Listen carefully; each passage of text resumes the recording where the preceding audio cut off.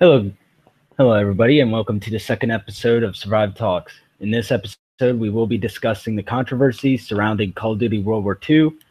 If you are listening to this by podcast, I've just heard was what World War II sounded like. This is why I would recommend downloading the podcast on iTunes or Podomatic, because the music that just played is in the beginning is Call of Duty World at War's menu theme. In World War II in the COD franchise, and mind you, this was almost 10 years ago since the last Call of Duty World War II game was made. I am joined today with BobBoom, one of my YouTube friends. I've been on his channel twice discussing the gaming industry and discussing with him wanted to do Survive Talks in the first place. BobBoom, introduce yourself and your channel. Hey, how's it going, everybody? My name's BobBoom. If you haven't heard of me, that's fine. I only have like 557 subscribers. I tend to be very sarcastic. I'm very open-minded. I like to hear other people's opinions on things. I like open discussions, especially about video games. And that's what I'm hoping to have today. So pleasure to be here. Hell yeah, man. And the first podcast, I had this question that I'm going to ask everybody when it comes to gaming, and it's, what is your first experience and your favorite memory with genre, which we are talking about Call of Duty. So the reason why I asked this is because so you guys can get an idea of what been into the series, and also just how much we do care about this. In all seriousness, I'm not a COD hater or anything, but BobBoom, what is your first experience and your favorite memory with Call of Duty, just as a whole? I can't really remember my first experience, but one of my most memorable experiences has to go back to Call of Duty 4, Modern Warfare. It is obviously one of the more cherished ones of the series. For some people, it's not the best. But near the beginning of the game, when you kind of are, I forgot even the name of the city that you're in. It's a city in the Middle East. You're kind of pushing forward with a lot of your other guys and stuff like that. I love the fact that there were lots of enemies in the surrounding buildings coming from corners. They had vehicles going around everywhere, tanks and helicopters and stuff. It felt just so alive. It felt like I was really in just this very active and boastful war zone, I guess I could say. Later in the game, it kind of was the same ordeal, I guess, the same kind of formula, just in different areas. But I remember that area the most simply because I guess it was just a very topical area at the time, especially to put in a video game. And I don't know, it was just exciting to me. For a point in my life, I actually felt like I could really super enjoy Call of Duty, and for some reason I feel like it's dropped from that. They dropped the ball since then. Yeah, and I do agree. They definitely did over the past couple years. Like when Call of Duty started out, it was all World War II, and then when Call of Duty 4 came out, they went to modern shooter, and then, like I said in the beginning, World at War was the last Call in World War II until they went to modern, and then they went to futuristic, and now they're going back to World War II. But my first real introduction with the Call of Duty franchise was Call of Duty World at War, which I do hold the game as one of the best Call of Duty games, or even the best World War II game that I've ever played. I have played Call of Duty before World at War, but it was on Xbox, and I played 5 minutes of it and then just didn't like it and went straight to Crash and Mortal Kombat Deception. But the whole entire game stuck with me, especially the throat slit at the beginning and crawling through the dead bodies in the fountain. If you all remember that mission in World at War, but it was gritty, brutal, and it didn't care about offending anybody. The main menu still haunts me to this day with the military battle crosses scattered across the battlefield, and the main music or the main menu music, which you guys did hear in the beginning. War was one of the only games that actually made me cry. That being The Last of Us and Hotline Miami 2. But the weird thing was that I didn't cry of sadness, but of war and what war looked like. With all the like the gray skies, like the dark atmosphere, and you know the limbs being blown off. It was a whole lot as a kid. My when I first played it, I was 8 years old and my brother was 6 years old. So, so yeah. I do have one memory that I can remember vividly, and it was opening up World at War for the Christmas that it came out. My mother bought it for me for Christmas, and I still have my copy to this day. And I play it all the time. That's one of the only reasons why I go back to the PlayStation 3. But I remember going, me and my brother opening it up. We go upstairs, pop the disc in, and when it booted up, it asked a question about the graphic content. And you know, we really didn't understand what it meant. I've played Mortal Kombat. My brother's played Mortal Kombat. We played Quake and stuff. So it's like I've seen almost everything. So I was like, I don't care. Mission. We only had one controller, so I played while my brother just sat there. So we didn't get to play the split screen co-op. But I do remember the opening scene where your comrade gets or got a cigar burned into his face and then his throat slit. That I was 8 years old and my brother was 6, and we haven't really seen anything World War II related, Saving Private Ryan or Band of Brothers. So it was actually a traumatic experience to actually see that, but it was the good kind of traumatic because we felt the feeling of war, and you know that it doesn't solve anything. So that's why I love World at War so much. Right. A lot of people tend to forget that. I mean, and with all corniness aside, that the war literally is hell. Don't get me wrong. I'm gonna have to slightly disagree with you on the fact that war doesn't solve anything. It can solve some things. Some things. Yeah. It can solve some things, but honestly, when you have that gut-wrenching feeling that you might be picked for a draft soon or something like that, and all you really want to do is just live a normal life, like as a human being, it's good to have video games try and every now and again, it doesn't have to be all the time, just point out the severity of how serious life can just take a dramatic dark turn, whether it even be through movies or even through books. Yeah, and what was that opening quote from Battlefield 1? That when you first played it, and then it had this one quote, and it stuck with me. I think it was something like World War I was supposed to be the war that ended all wars, and it ended nothing.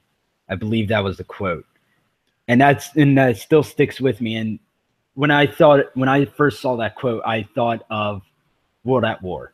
That's oh yeah, like well, let's be honest here. I mean, World War I wasn't going to end any wars because they pretty much just figured out they did everything wrong the first time around.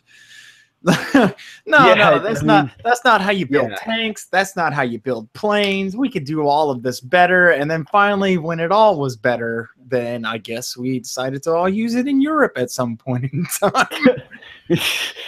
In the Yeah, I mean, 1940s, 1930s, 1940s, we just decided to try out our new stuff, to see if it worked.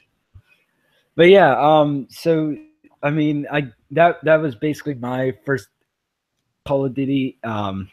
You know, so I mean, after all that, 10 years late, well, almost 10 years later, it'll be 10 years in November 11th, which Call of Duty World War II comes out November 3rd, I believe. So almost 10 years later, we've had all these modern shooters and then these shitty futuristic shooters. And now we're back at square one with two.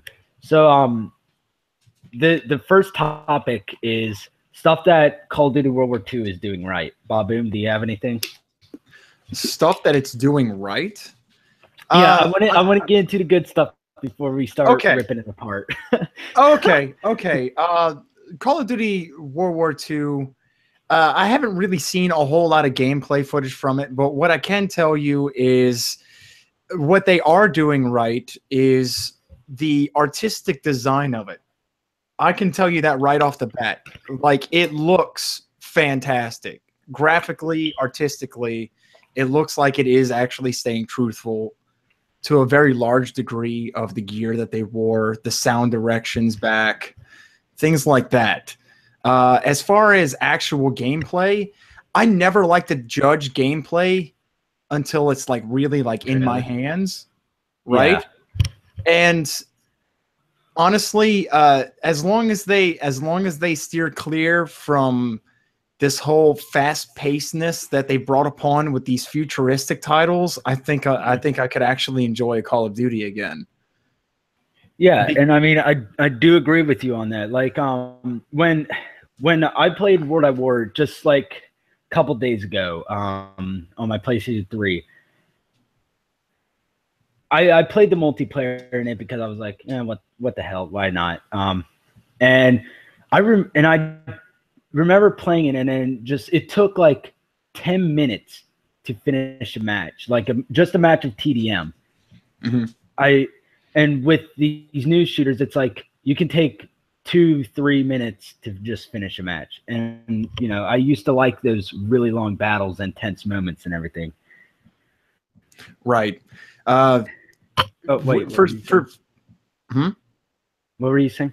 Sorry. Oh yeah, no, you're right. You're absolutely right. Like, for some reason, this whole idea now going around is that gamers want things extremely fast paced. If you really want it really fast paced, you might as well just go play Unreal Tournament or something like that. But you still, that doesn't mean that every single war game out there has to be extremely fast paced. You're not going to have to go like 88 miles an hour just to fucking kill like 20 guys, within a 5-minute match. I mean, for a lot of people, that ends up not even being fun. You can even see it happening in other genres. For instance, you don't play it a whole lot. I know that. I used to play it a good bit, but League of Legends, right? Ooh, right. Okay. I'm only bringing this up. I'm only bringing this up briefly because of their changes to how the gameplay is, and that is my dog in the background with a chew toy. Don't worry about it. Like, what they have done is since there are different classes for you to pick from for your team composition, is they decided to beef up the damage dealers, right? Like the people who get all the kills, like not the tanks, not the healers, not the people who, are support or anything like that. They decided to constantly beef up with different items and buffs the people who are meant to get kills, because they want these matches, they want these games to last longer. I've been in moments where entire matches could last over an hour and 20 minutes, right? Where you're head to head with another team that's actually equals, like, with you. Like, you're really trying to do your best against other people who are really trying to do their best. It's a test of mettle, right? But all of a sudden, they have this idea where, well, if we just keep beefing up the people who are doing all of the damage, then the matches will go quicker because they're killing people faster. So let's do that with everything else. Let's do it with first-person shooters. Let's do it with a whole bunch of other kind of stuff. Let's just make it as fast-paced as possible. Let's make the matches as short as possible.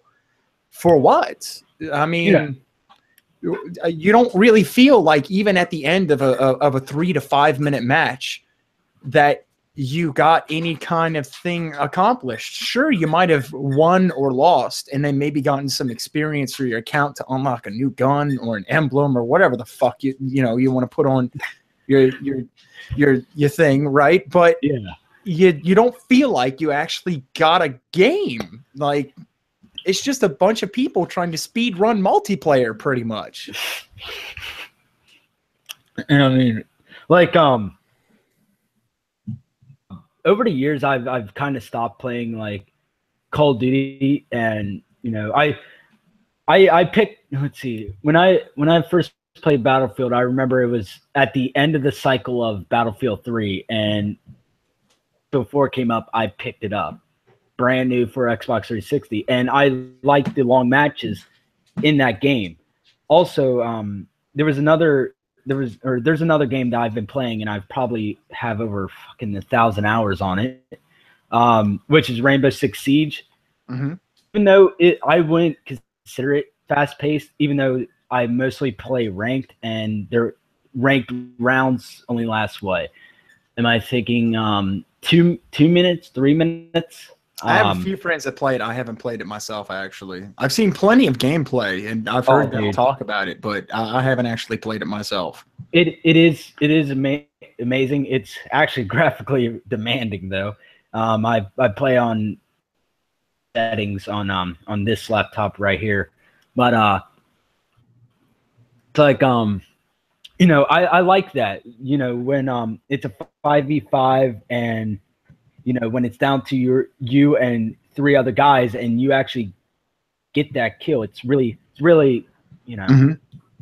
Yeah, there's at least with Siege, it looks like there's a little bit more, I guess, tacticalness to it. There's a little bit more strategy to it. I'm not going to say, okay, strategy might be a strong word, okay, but at least it looks like you really got to check your corners. Yeah. You really got to make sure, you got to be aware of exactly you are within the map, because it's a very dire situation, right? I mean, a few SWAT team guys versus a bunch of guys that want to hold people hostage, right? I mean, it's kind of a serious situation, and it's kind of meant to go fast, but at the same time, it's also kind of meant to keep you on your toes, which is a good thing. But with games like with the newer futuristic Call of Duties, they totally dropped the ball and stuff, because it's turned into nothing but just this massive, I don't even know, I guess, kill circus, right? Yeah. Just intricate futuristic ways on how to kill people, and you got a jetpack now, and look how fast you can go, and all this other kind of stuff, and you're just thinking, like, where's really the teamwork in any of this? Like, it's really just everyone just trying to do like their own thing. Yeah, and with the last 3 Call of Duties I've ever seen, when I look up the map layouts, it's nothing but 3 lanes. And it did remind me a whole lot of League of Legends. I'm like, when did Call of Duty turn into League of Legends? I'm kind of confused, because, I mean, like they buffed all the characters and everything. It's like, and they just make 3-way lanes, where in Call of Duty or classic Call of Duty, it's like open, and we could explore, make new strategies to do stuff in. We weren't just confined to 3 lanes, a middle, left, and right. Just I don't. It doesn't make it fast, though. You got to make it fast. That's what people really want nowadays. They want to go fast. They want to get supersonic fast with it. Yeah, and I mean, if I wanted to play a game, where I go supersonic fast and have fast gameplay, I would have played Unreal, Quake, or hell, Titanfall. I mean, I've played it at my friend's house, and I love that game. Mm-hmm.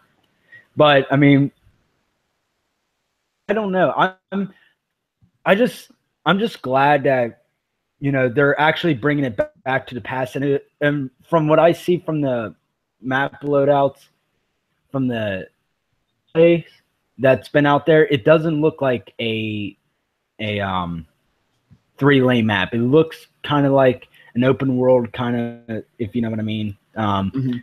But there's some other stuff that I think Call of Duty World War II is doing right with the like it looks like they're bringing back classic kill streaks. You know, I really hope they do not bring the power ups that's from Black Ops 3, where you just wait a couple like 30 seconds and then you just get this thing called a Ripper, where you just kill people with a knife in a span of 5 seconds. What's wrong with that, man? That's what the gamers want, though. Obviously. But they're also bringing back divisions where like in classic COD, where you could pick your scouts, you could pick your support, you could pick your medic and all that. They're bringing that back, which I'm really happy about. Cool.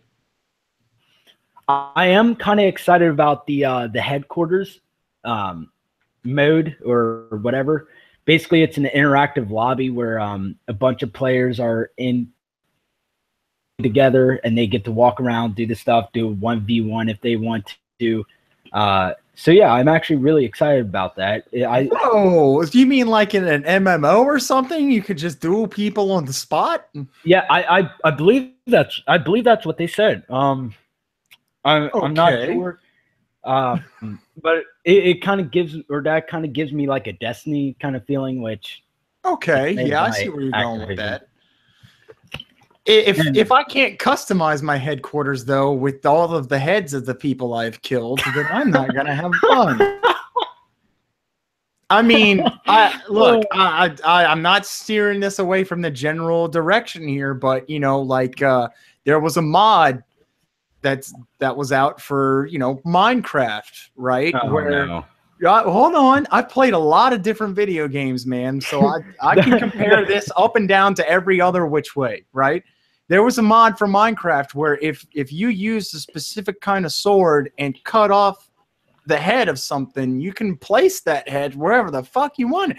I had an entire wall of just heads of people I knew, like people I've known for years. Like I have like several of their heads. Even after they respawn, you could get another one of their heads. Just keep chopping off their heads. Just keep going for it. My point is like if they actually allow you to have like your own headquarters and customize and stuff too, that's pretty good. Yeah, I mean, I actually like that idea. You know, I mean, you don't have to have Nazi scalps or anything like that on the wall, but you get what I'm saying. Like, it would be nice having like accolades and things like that displayed on the wall. Like, oh, I don't need to actually tell you that I've killed like 5,000 people. I actually have a 3D trophy for it, and it's sitting right there on the shelf. Go look at it. So kind of like the forest. That's what I do in the forest. Is just when I kill somebody, I just tuck the legs, tuck the head, put them on one of those the statues and whatever. I can lie, that is actually pretty fun. Yeah, but you do it because you're a psychopath, not because you're actually on the show. Yeah, okay. Yeah, that makes a little bit more sense. I mean, obviously, who else would just make a massive effigy of dangling arms set on fire if it wasn't for a psychopath? Whereas I'm talking about just showing off your achievements. You're just really just enjoying killing people and cutting them up. What is wrong with you, man? Everything. but the last thing that I think that they're doing right is the is war mode. New thing or new game mode that they're having where you can actually build your defenses, build up walls and everything. You know, I think that was kind of something that we wanted in Battlefield 1. Okay. But you can you can what? Is it like a siege kind of thing, like where you can kind of like attack other people's bases? Sort of. It's like you have an attacking team and you have a defending team, and you tried, I think from the thing we found, or from the gameplay that I saw, or you have to build the bridge to have the armored tank go forward, and then and then the defense team builds up walls. They mount turrets and everything, and and yeah. So it's like base building, but not really. Okay. I think it's actually pretty awesome. That does sound pretty good, just as long as they don't ham-hand it. Yeah, sure. Yeah, but see, with base building and things like that, you don't want it to be like Metal Gear Solid 5, where you kind of just look at like this little menu the entire time, and you just kind of wait with a timer for stuff to happen. Like that's not what I would want. If they actually, in some kind of way, have this whole base building thing set up to where, you know, you can actually kind of, I guess, look at models and stuff fighting each other and all this other kind of stuff. I mean, go for it, guys. It sounds like they're trying to go in the right direction by adding in features instead of it just being a fast-paced first-person shooter. Yeah, but like you gotta wait and see. You gotta wait. I don't know. I think the gameplay that I watched was like 10-15 minutes long, but I heard it's supposed to be a very, very long game mode. Yeah, okay. I'm really excited for that. Let's see.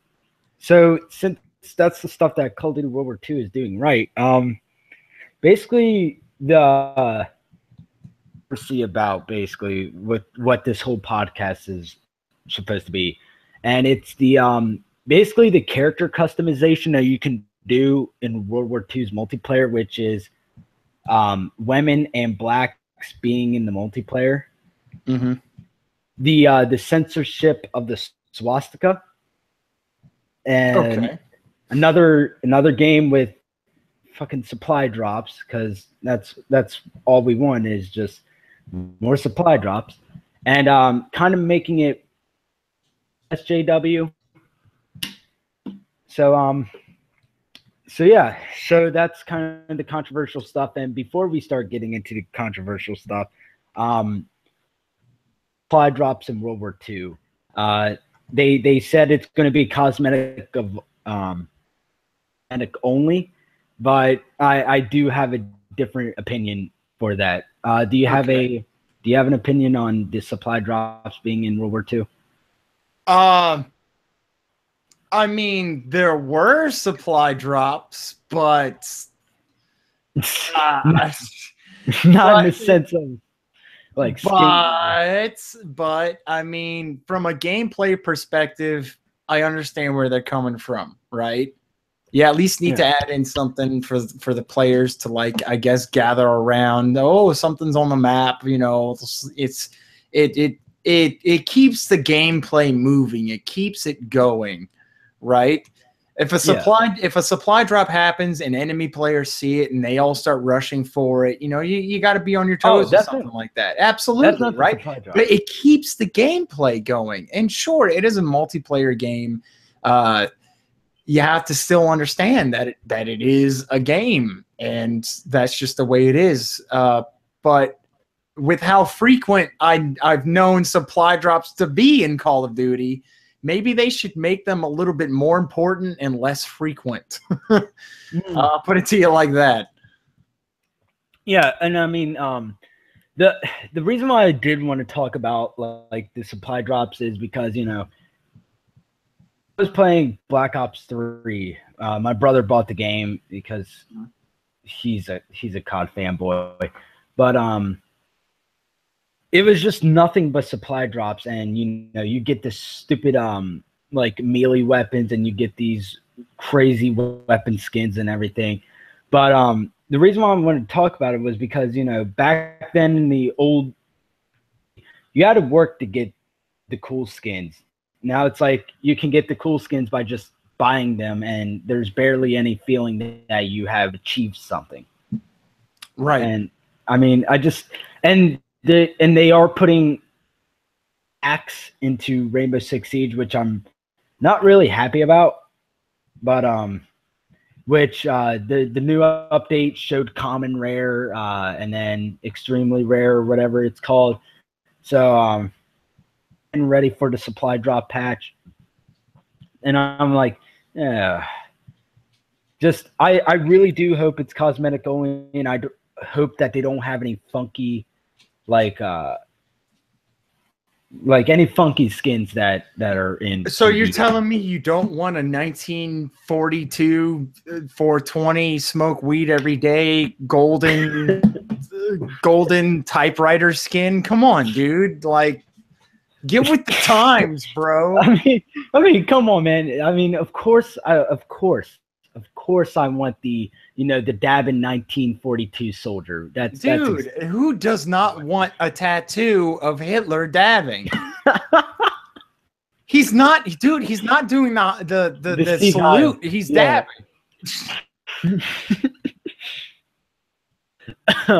But yeah, I don't know. It's just like I watched this video a long time ago, and it was it was, the guy was talking about supply drops, and he made this allegory about like Chuck E. Cheese it was, and it was like he used to work for the tickets and stuff every day to get the prize that he wanted, but then you could start buying them, and it was actually cheaper to buy work for the tickets. So when when he couldn't, or when he could just buy it, he didn't feel any like self-reward or anything for getting that. Oh, absolutely. I mean, absolutely. I don't know how you could feel any kind of self-reward when you pretty much just walked up to the guy and was like, hey, I want that. Here's my money. There's no reward to be had other than the fact that you purchased this. Okay. The satisfaction of knowing that you went to work, you got your paycheck for your 2 weeks or whatever, and you bought that thing.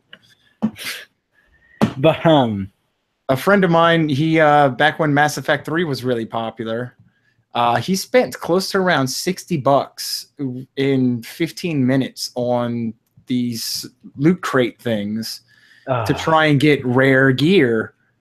And you can earn those just by playing.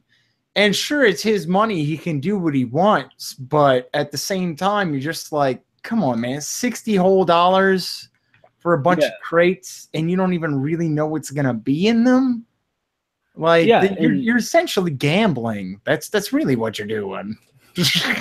And the only game I could think about that does a good job at loot crates and stuff is like that is Injustice 2, because you can't buy credits to open up the supply drops. You have to play the game to unlock all the boxes and stuff. And that, or getting those gold boxes or platinum boxes or diamond boxes, they actually make me feel like I've achieved something, because I didn't have to pay for them or anything. Right. But I mean, just like, I really hope that they go the way that Injustice does, but I know they're not, because they just like milking the hell out of COD for all it's worth. But yeah. Let's see. Let's go to the next topic, which is the women in the multiplayer. I don't know, or you said you haven't heard any gameplay. You haven't seen any gameplay. Not really, no. Oh man, I feel bad. Or you're a lucky one. And before we start this, these two topics, which is the women in the multiplayer and the blacks in the multiplayer, this is not supposed to be. I'm just saying, this is not supposed to be racist or sexist in any way. Want to say that why there shouldn't be that or this much diversity in a World War II game, but I get where you're coming from, and I understand this argument too, because you want it to be somewhat historically accurate. Yes. It's an event that actually happened. At least pay attention to like the people that were actually there, and there were some divisions of black people. Like they are entire groups of them. That is fine and dandy, right? I'm okay with that. But the women part, I know you're doing it to be inclusive, because there are girl gamers out there, and heaven knows there's going to be so many Twitch streamers playing this, right? Oh no, I get booby streamers. I get why they added it in. They want to be inclusive to everyone that is willing to pay for their product and play it. And they want to make sure everyone feels comfortable and at home and everything like that. And, whatever, it's just a video game. Because I said that earlier too, right? Yeah. But it is World War II. If you want to at least claim you're historically accurate, which I hope they really aren't trying to.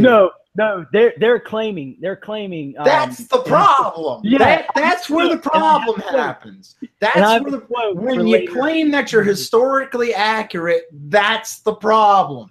I don't have a problem with the black people and the women's and even the transgender people in the Call of Duty World War II games. I don't have a problem with that, all right? You want to pick that and play as that, you do that.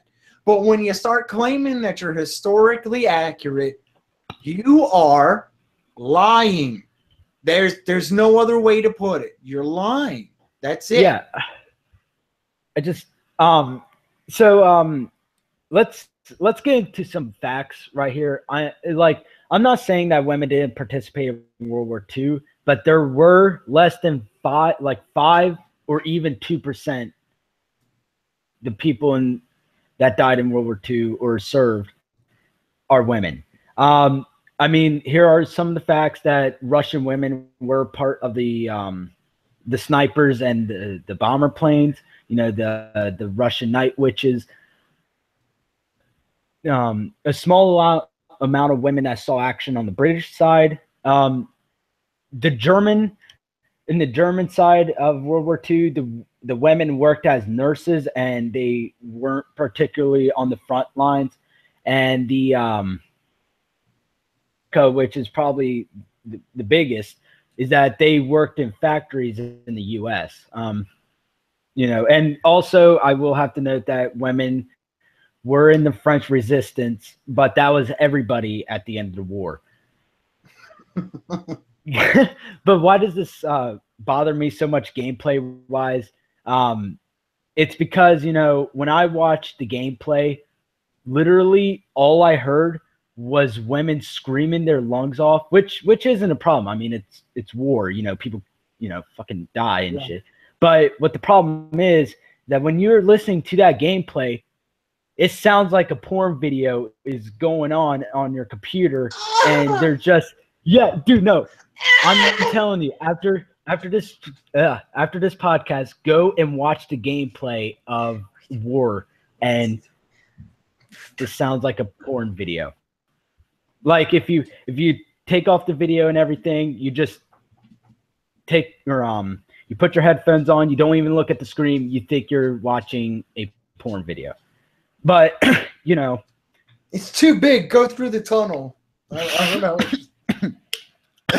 Oh my god, I almost choked on my water. But you almost choked on it too. It was too big.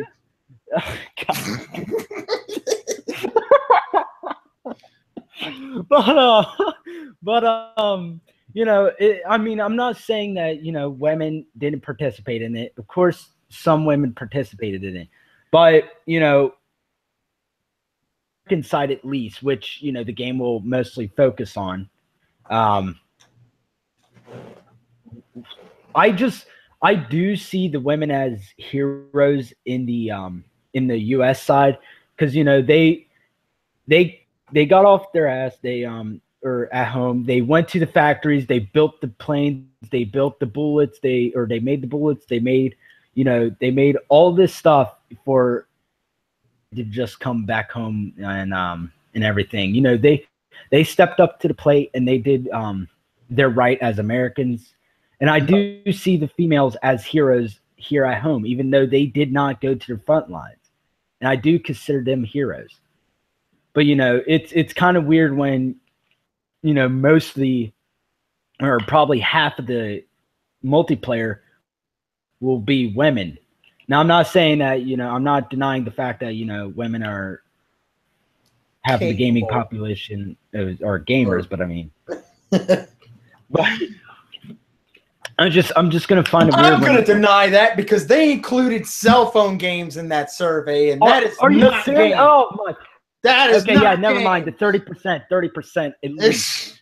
I'm gonna fight that 50% until the day I die. There's no way 50% of all gamers are women. If you include cell phone games, I don't give a shit. That's not fair. No.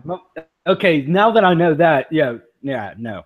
Mobile games don't count as games. They just count as cash grabs to me. But like I said, I'm not saying that women aren't, heroes, or women didn't fight in World War II. I'm just saying that it's going to be weird when people go as women and you go into the multiplayer, that the probability of 75% of the people in the match will be women.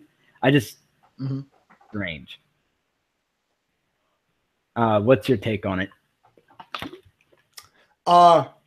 Just because I like the entertainment value with it, I hope that there is a multiplayer team that is just going to be all women, and the whole team is just going to be World War II women running around screaming. just so I can get your feedback on how upset you're going to be about that. Just because, I just feel like it needs to be there. And I bet you, and I don't even know if they've already made articles about this. You can't play as a black female Nazi in World War II. A black female Nazi? Yeah, a black female Nazi. How do we know they weren't real? How do we know that just wasn't like a super Nazi experiment, huh? You don't know that. Turn her pigments into black. Yeah, it was a method of camouflage. Well, I mean, fucking, I bet you that they're going to make an article, some anti-Gamergate in the journal industry is going to make a post about how Call of Duty World War II is sexist because you can kill women in video games. I bet you that that's one of the things that will trigger them, even though they're being inclusive and adding in women into World War II. You know what? Out of all the things that I have read, out of all the things that I have seen, that is the least of my worries when it comes to video game articles. I have seen the absolute worst that humanity has to offer thanks to video game journalism, such as someone reviewing a game about guns and then proceeding to tell the audience about said guns and their history with them, and telling people that they never liked guns and that they were scared of guns. Why are you reviewing the game about guns? Yeah.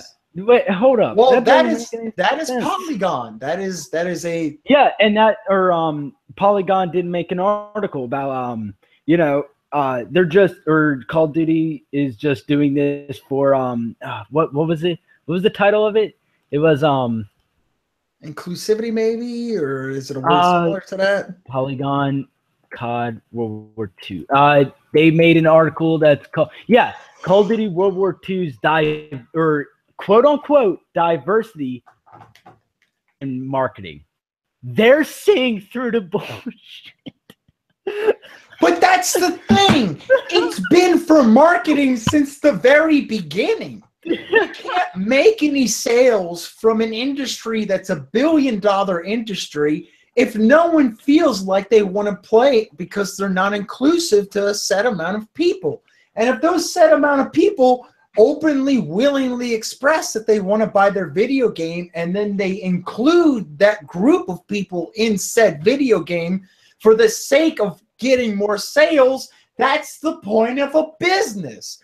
So you can't be mad at them for including a group of people for wanting to get more sales when the point of owning a business in the first place is to get sales. Yeah. And then it gets even crazier when these same exact people bitching about including the group of people decide that beforehand, before the group even being added in, they should be added in for the sake of inclusivity, and then bitch about it when they're added in. Yeah, I have it both ways. You just can't. I always see that in articles today. Like, you know, they want all this stuff and everything, and then when they get it, when they actually get it, they and all of this, and it's like, can't you guys just be happy? Like, you know, you have black female Nazis, for crying out loud. Leave it alone. How inclusive do you have to be? How far is this apple going to roll away from the tree of common sense? I really don't get it. You know what? I'm a little bit on board with you. It is weird and awkward from an immersive sense to have black female Nazis or just black Nazis in general, right? Because even though that there were very, very, very, very, very, very, very few of them, they were there. Just very few of them, right? But when you complain about them adding in a thing that you've wanted them to add in for the past, let's say, 5 years, give or take, who's the asshole here? Yeah, I mean, the people trying to make their business survive, and it's weird that I'm defending Activision, but this is what I'm doing. I never do. Right? It's what I'm doing. I mean, Activision has to make money. They have people who are hired. They have to pay these people some kind of way. They have to pay their taxes, and they have to produce the CDs and ship it and pay for advertising. How can they pay for all of this if they don't appease to a market? And currently what the market has been complaining about for the past 5-10 years, not 10 years, but 5 years or so, is there not being enough inclusivity. So if once you add that in, you start bitching that they're adding it in just for sales. Well, no fucking duh. No fucking duh. God damn. Like, I had a proposal for the next topic. All right. Which, I mean, the next topic is the blacks in the multiplayer. And like I said, I'm not trying to be racist here. Okay. And when I'm talking about this subject, but, you know, there's no disputing that there weren't blacks in World War II. Hell, there is a 111-year-old black World War II veteran still alive today. Yeah. I mean, but, you know, there were black soldiers, like you said, but they were in very, very, very small amounts. There were black American soldiers, but they were in segregated squads. There were over 2 million that drafted, but only 125,000 that saw action. If you and here's my proposal here.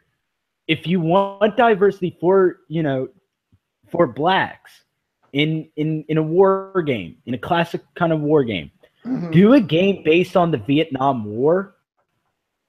Protagonists be divided between fighting in the war and the struggle of racism in America. Sort of like Muhammad Ali if he did go to war. Okay. Yeah. Yeah. Just, you know, it's often said that the very best villains are the ones that you often find yourself agreeing with on some extent or level. If you really honestly want diversity and you want inclusivity, you probably could get that just through decent writing, to be honest.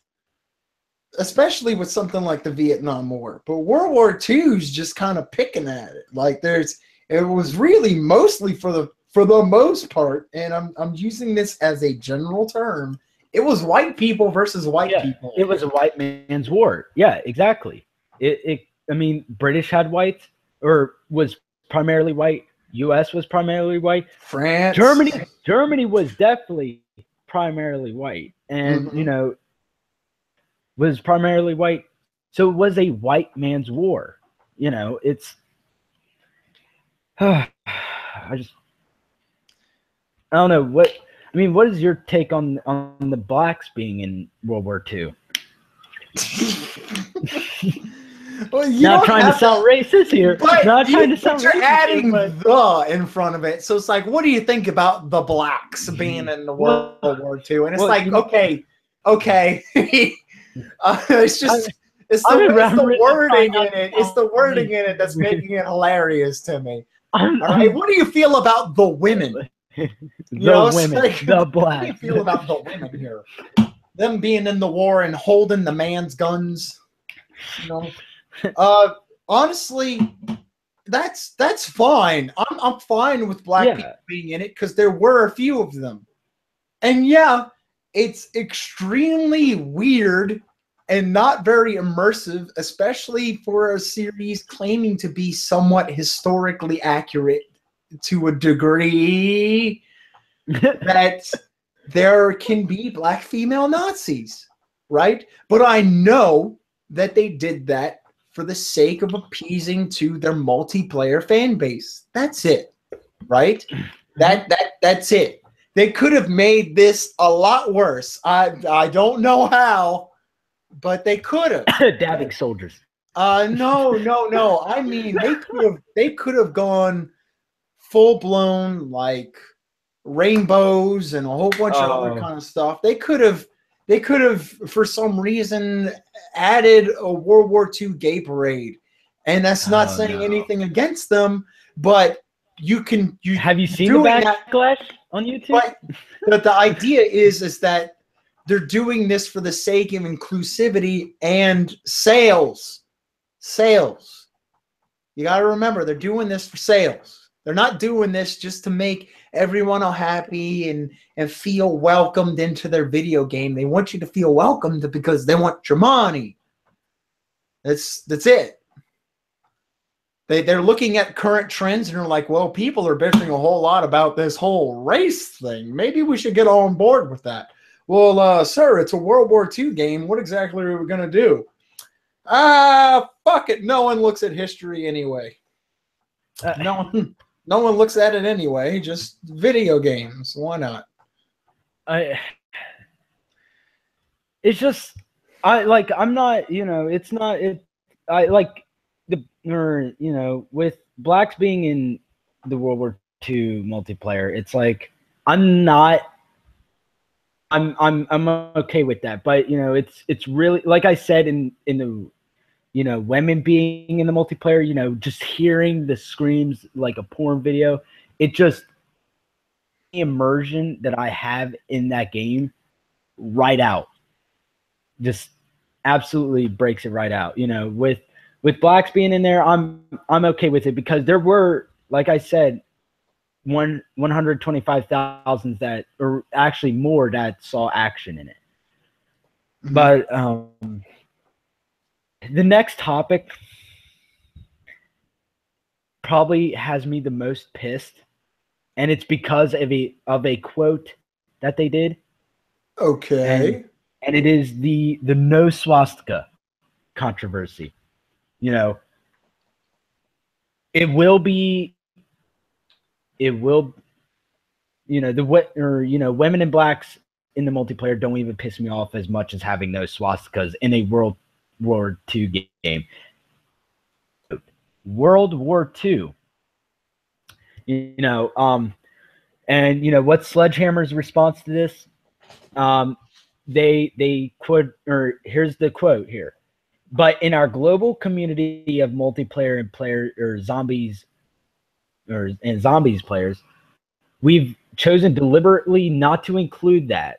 We want the community to play together. We want to respect the local customs around the world. And frankly, it's a dark symbol with a lot of emotion, and we don't feel it matches our multiplayer experience. Oh, geez. Now, okay, I do understand about the laws of certain countries, and that doesn't bother me.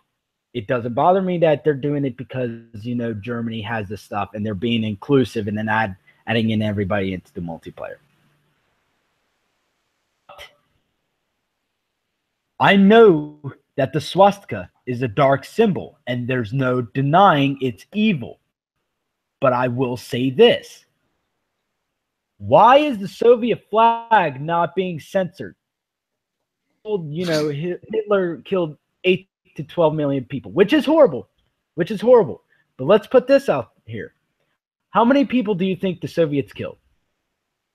All right, everybody that's are we including their own people or just yeah. Okay. Like, actually think about it right now as you're listening to this. You're probably, or people that are listening to this probably think, what's your estimate, Bob? Tens of millions of people, yes, including their own people. Yeah, tens of millions. What if I told you that 23 million people have been killed under Stalin and the Soviet flag, and a flag that's still allowed when the kill count has been as much as the Nazi Party? Well, it's because they got all those people killed because they're just dumb and poor, not because they wanted to put people in the gas chambers. Yeah, and I know that someone will refute that Hitler deliberately killed the Jews, the handicaps, the blacks, and everyone else. But what I'm saying is that innocent lives that Stalin has took can't go without thought that, you know, they're almost equally as bad. You know, it's like Stalin killed his own, and everybody. I'm a World War II fanatic. I love World War II, and in history class, what I would do is read textbooks that's just laying around, and you know, Stalin killed his own men, starved them, worked them to death, sent them to gulags as prisoners. And I mean, it's like, why is the flag still being flown? You know, in these, but we can't have this, or we can't have the swastika in the game. Very good question. I just like, I do understand it that the swastika is a dark symbol. Yeah.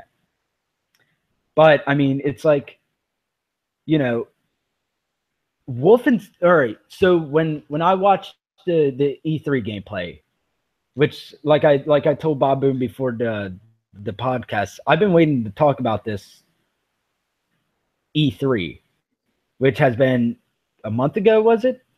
I believe it was a month ago. When I watched that E3 gameplay, or the multiplayer gameplay trailer, I didn't see any signs of swastikas anywhere. Nothing. You know, but oh, sorry. I thought it's saying everything's not responding. No. Okay. But you know, you know, I watched Wolfenstein's world premiere. You know, swastikas everywhere. And I'm talking everywhere. And then, you know, the main character saying, "I'm not a fucking Nazi." Now, see, I'm not a Wolfenstein player. I was always more of a Doom guy, other than just Wolfenstein. But I do respect what, you know, Wolfenstein is. You know, just to say that this is a dark symbol and that it should not be in the game because, you know, it might offend some people, I call total bullshit on it. Yeah, it's ludicrous. I have to agree with you on that. Hiding the symbol doesn't mean it never happens. You might as well just grow up and get over it. I mean, I know it's a lot coming from a guy who didn't experience the Holocaust himself and all this other kind of stuff, but you know I'm right. It happened. Yeah. Hiding the symbol isn't going to make you feel any better, and besides, pretty much 100% of everyone who is still going to play and buy Call of Duty never experienced anything remotely close to the Holocaust themselves. So why are they hiding the symbol that much? Like, is it really that big of a deal to at least leave that historically accurate? Can you even safely really call them Nazis if they didn't even have the swastika symbol? or the That's what I'm golden saying. eagle holding the swastika. It's not a Nazi anymore. Now it's your own pretend alternate history thing. Yeah, and I mean, people are going to tell me like, hey, survive, you know, is you know is an is a alternate history game. You know, to me, I put it along with Fallout because Fallout's alternate. I believe the 50s it was. But the thing is that when you're claiming historic accuracy, which, like I said, I have the quote later in the podcast. Actually, yeah, it's after this topic where I have the quote. When you're pushing, you're saying this like, these guys are working so hard to make this historically accurate. Why are you not putting in here? Wolfenstein's being more historically accurate by putting it into the game than just in. Now, I understand that they will have it in campaign, but that's the campaign only. And, my next point is Michael Condrey has said, we started this journey wanting to tell this story because we wanted to remind the world that we will never let it happen again. So can you please explain to me, and swastikas will make us remind that you don't want this to happen again. The only thing that this will do is make the Nazis not seem as that bad. I know that they will appear in the campaign only, but I don't understand why it won't appear in a game called Nazi Zombies. The whole purpose of having Nazis in there. I mean, when I think of Nazi zombies, I think of zombies, swastikas everywhere, like Theater of the Dead, and uncensored armbands. Black Ops 3. With the new Zombie Chronicles whatsoever in Theater of the Dead. And I did go on into a big Twitter rant because of it. What's your thoughts on it? Like I said, I mean, getting rid of the symbol is not going to change anything, and I understand that there might be some people, especially with the extremely soft and easily breakable mentality that young people have nowadays, that the symbol may or may not cause some complicated feelings for them. But that's the point of growing up, right?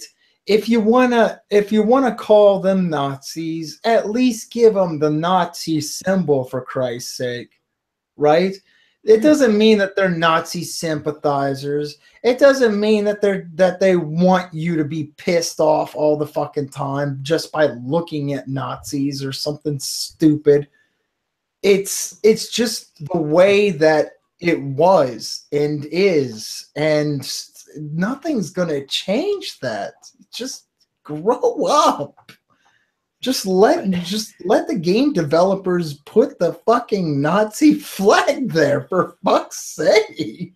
It's so bad. And I mean, it's like and this is basically changing history in a broad sense. This is changing history.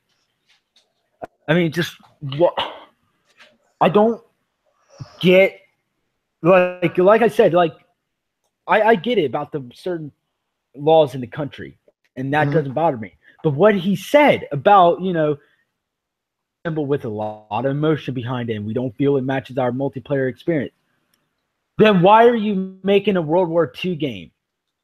I just don't understand it. Like, I was always taught in school, like, the Nazis were bad. Yes, they were.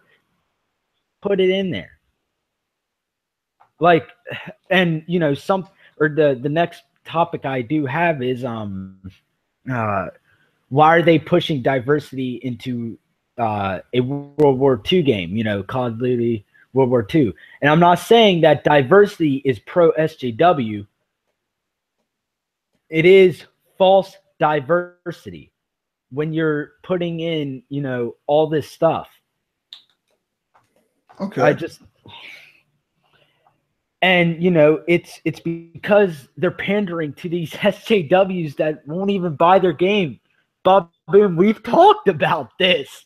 The Yeah. first time I was on your channel, we talked about this. Yeah. Yeah.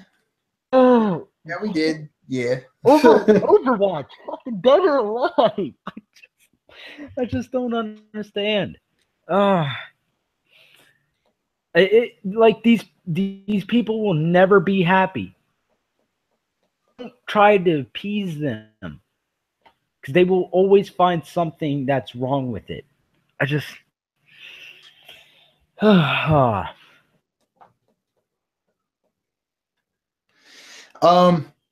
think it goes to show that even with people with clout, but false I think it diversity. goes to Wait, show what were that you saying? I think it goes to show that even people with Your mic cut out for a second. hello, TikTok. Hello, is this better? Hello?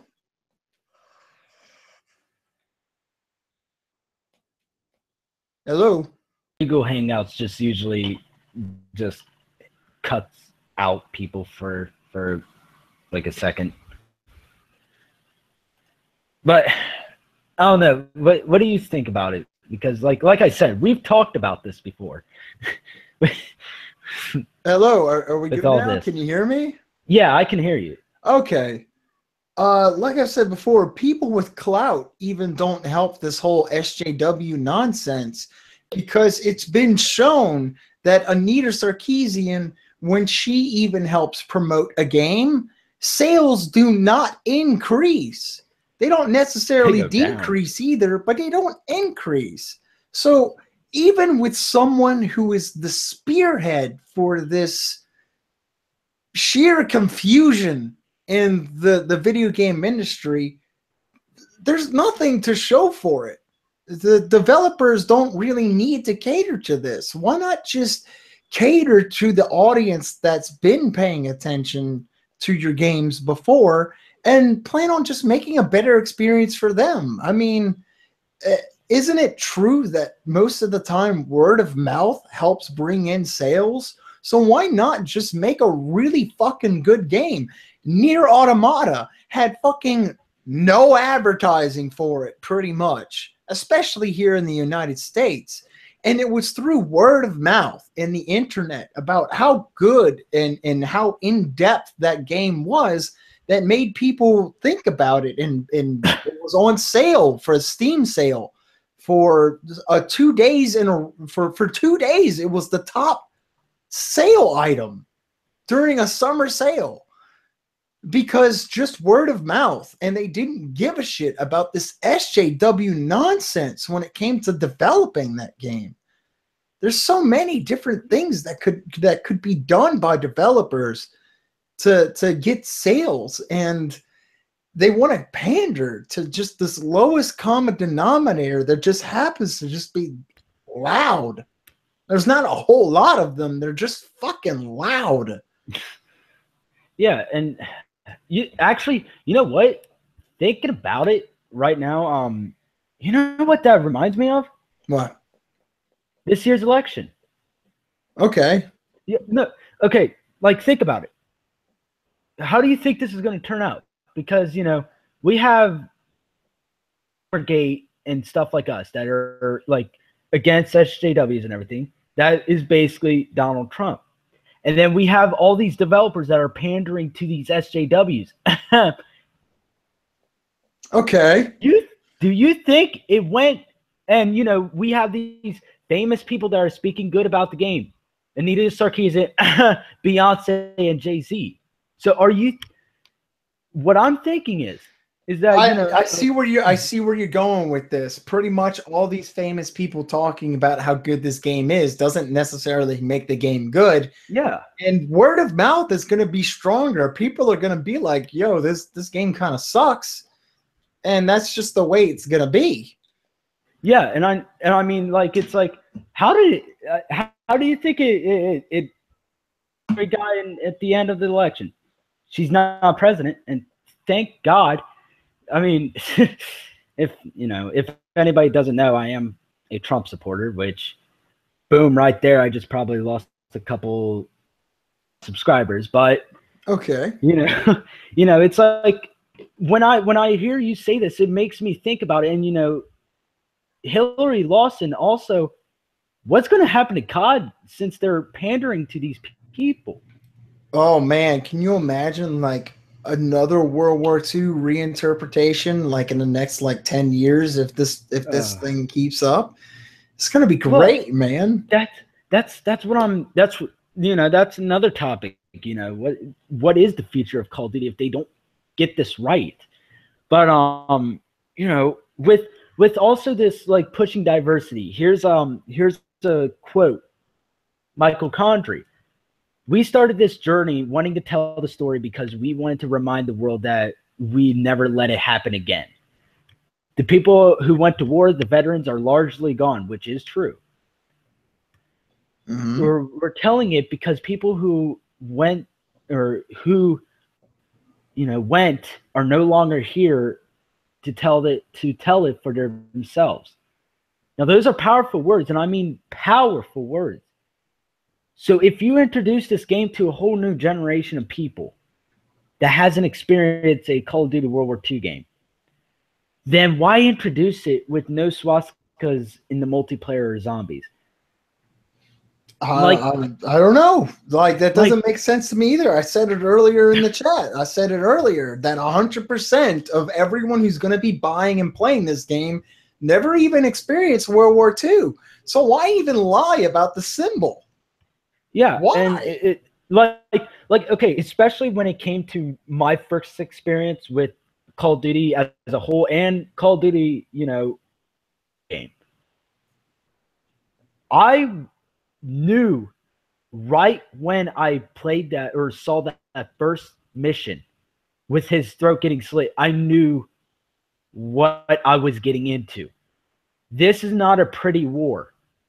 It's right. supposed to be dark. It's supposed to be evil. So why try censoring it to make it look like Call of Duty 1, 2, and 3, where they kind of sort of glorified war in a way, with all this epic music and everything and, all this stuff. And then you get World at War. Holy shit, what the fuck did they do? It's like, this is an entirely different game from the first three were about. Back then, Treyarch had some balls to make World at War. With another quote, and this is what I was talking about, the quote from a couple topics ago. And so there's this actor now, and he said this in a live stream that they spent so much time making this historically accurate. If it's going to expose the whole World War II story to a whole new generation. That they're spending so much time making this historically accurate that it explained this quote. And so, and this is a different quote by, I believe, Michael Condrey. And so that evolution of your character means it's really important for us to allow you to choose who you want to be, or to be you, and to have a hero that represents who you are, whomever you choose that to be. So if you're a female or you want to play as a female, if you want to be anyone, or if you want to be any one of the multinational cast of characters to represent who you are, to look up and respect as your avatar, we want to give you that opportunity. The story mode is historically accurate. I know it's going to be because they're having the swastikas and everything in it.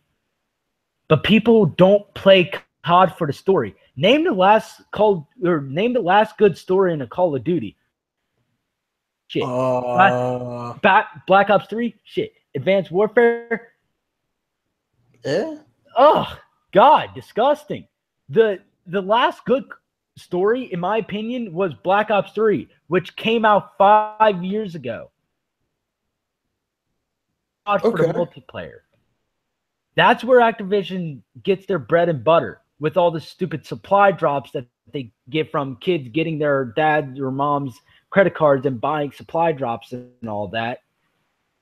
I pay the campaign if I do buy it. But not everyone is like me. Most of my friends that play COD just go straight to the multiplayer and don't even touch the campaign. When I played World at War's multiplayer, I saw swastikas everywhere. Limbs went everywhere. And when the Germans won, Hitler gave a speech. Hitler's speech in the victory. What is it? The victory sound, I believe it's called. Here, hold up. I looked it up. Like I was okay. The time I was there a couple days ago. Yeah, the victory songs, or the themes, or whatever. They had Hitler giving a speech. Pretty big balls for doing that. But what changed? I mean, 10 years ago, it was okay to have all that. Swastikas. Hitler giving a speech as a victory theme. Why wouldn't it be okay today? What changed over 10 years to make it not okay? Let's not forget the game that's called Turning Point, which was a game about the Nazis winning World War II and taking over the United States. There was no hidden symbol. There was no hand-holding with as far as the artistic intent of it. Turning Point, even this is back when I used to work for GameStop. Back when it came out, it came with a poster that showed the White House covered in Nazi flags. It came with that. Jesus. And I think at one point I did steal one because it was like a really cool picture, but at the same time, like I can't really put it up in my room, right? Yeah, dude. I can't really put it in my room or anything, but it was like artistically like a really cool looking picture. But yeah, Turning Point came with something like that. You don't get shit like that anymore. If someone were to like say on Kotaku or Twitter or any of these hug boxes, yeah, our game's about Nazis winning World War II, and it comes to the poster of the White House covered in Nazi flags, what would be the feedback from that? What would be the blowback? Most definitely. And and there's this one game idea that I've had. It was like it was more like what if the Russians won World War II? Like I'm saying, like as a whole, what if the Russians killed or destroyed the Nazi party and then turned their backs on the US, or Russia took over Europe, and how that would be like? I like games like that, where alternate history games. Alternate histories. You can play the dice all you want. You can do black female Nazis all you want. That's alternate history stuff. That's stuff that didn't happen. But when you want to claim that you're historically accurate, you're lying. Just stop that. Stop it, Activision. I do see where you're going. You don't have to lie to my face about it. If you simply just told me, if you stood up on stage, or you even just simply said on Twitter in 140 characters, we added in females that can be black for the sake of our multiplayer audience, and we want everyone to feel welcome. Okay. I'm not really entirely for that, but that's what y'all want to do. You're being honest about it. But don't add that in and then still turn around and tell me from a marketing perspective that you're being historically accurate. You're fucking lying. Why the fuck you lying? Like, just stop it. God damn. I hate that. I hate that so much when a developer, it doesn't even matter for what. When you know a developer is lying about something, and there's nothing you can really say or do about it other than just point them out for being liars. And some people, they just don't want to hear it. They're just like, oh, well, you're just mad because you're like racist or something. I'm not racist or anything. Just Yeah, Why are no. you saying this is historically? There were no black female Nazis. Stop. Don't tell me it's historically accurate. If you say it's done for inclusivity for your multiplayer audience, boom. There's your truth, and you're 100% in the clear for that, because that was your decision and that was done from a marketing perspective. You're a business. You got to make money. That's what you did. Boom. There you go. I'm okay with that. But don't tell me you're trying to be historically accurate and you did interviews with museum representatives and you talked to veterans and all this other kind of stuff. What veteran from World War II that's still alive to this day is going to tell you, I remember seeing one time this really thick African Negress lady. I fucking loved her. But she was a Nazi, so I had to shoot her. Just stop. None of that happened. Either you're not a World War II vet, or you never actually saw action, or you're just straight out lying to people. The thing is that it's like,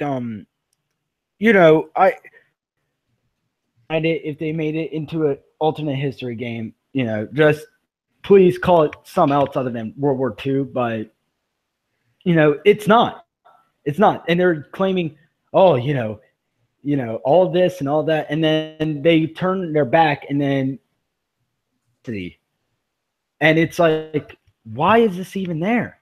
Why? I don't understand it. They're just going with marketing trends right now, and their marketing trends are saying to do these things, and that's what they're doing. Even though there's pretty much no, I'm gonna just outright say it here. There is not going to be, other than one or two trying to prove me wrong in some kind of way, there is not going to be a black woman willingly happy to play as the Nazis in the newest Call of Duty. Yeah, no. That is not going to be a thing, and that is not going to be an audience that Call of Duty is ever catered to. But you added it in, at least be honest as to why you added it in. That's all I want. That's all I want. That's all me personally. That's all I want. Yeah, and like I said, 10 years ago, this was all right. All this stuff. They replaced everything with Iron Crosses, which, yeah, that was in World War II, but they weren't on the flags. Right. They were. That isn't what they saluted. That isn't what went through their heads whenever they did their salute. Right? I don't entirely know what the swastika symbolized for the country of Germany, but I'm pretty sure that when you salute to a flag, you're not just thinking about the image and then all the evil with it. Okay? That's not what's going on in their minds, right? Like that. Yeah.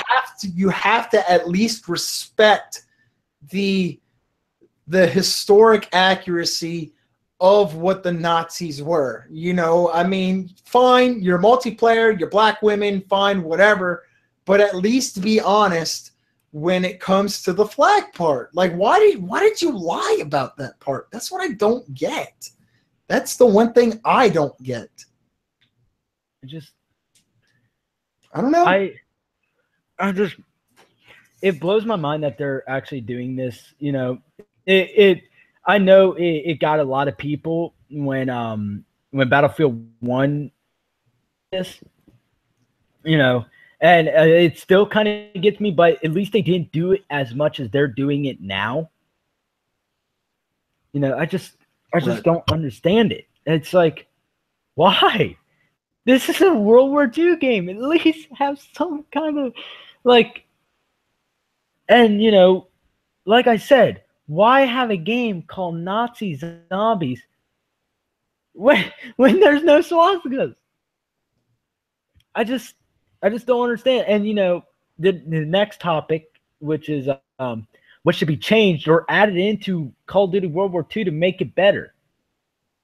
In all seriousness, I know what people are going to say. They're going to say, well, you could just go back to playing World at War, but that's not what I want. I want to play a next-gen experience World War II game, and that's not what we're getting. We're not getting a next-gen World War II game. We're getting a next-gen SJW game. Call of Duty SJW2. You can hug your friends in 3D. Customize your own safe space. And make sure that there are pillows at every corner. Have you ever wanted a bouncy house you could just talk your feelings out in? Well, good job. We have one with online capabilities. You can enjoy your own. You want to blame the man for everything? Have you ever wanted to fight the patriarchy in a virtual environment? Now you can. Anti-SJW. But telling you that you can also implies that in some way you can't, which is also patriarchy. But so do whatever you want. There is changes that I want to be in Call of Duty World War II. Yeah. But, you know, I want the swastikas to be present in Nazi Zombies because in the leak trailer, which you have watched that, right? Right. Bob. Yes, I'm here. Yes. Oh, you're kind of robotic. Here, talk for a second. Beep beep beep beep beep. It's like cutting it out. I think it's doing that Google Hangout thing again. Okay.